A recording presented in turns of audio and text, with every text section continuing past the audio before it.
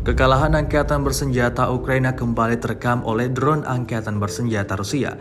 Rekamannya kemudian ramai beredar di media sosial Telegram pada Jumat 14 April 2023. Menggunakan pesawat tak berawak, angkatan bersenjata Rusia memantau sejumlah tentara Ukraina yang sedang beroperasi di wilayah Severex. Tampak kerumunan tentara Ukraina itu seketika berhamburan saat granat yang dijatuhkan Rusia tiba pada posisi mereka berada. Ledakan besar terjadi di sana, menghantam posisi militer Ukraina. Akibatnya sebagian dari mereka tewas tergeletak.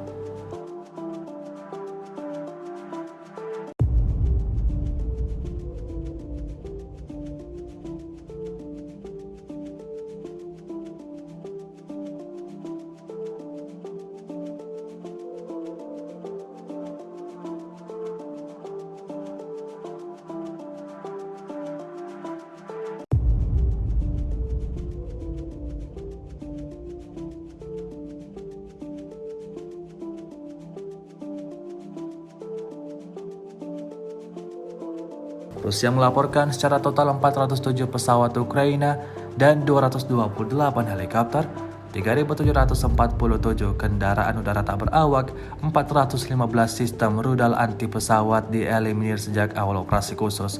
Sementara itu dari kubu Kiev, Kementerian Pertahanan Ukraina melaporkan 540 tentara Rusia dieliminir dalam sehari terakhir. Total 180.590 prajurit Federasi Rusia meninggal sejak awal konflik hingga hari ke-414.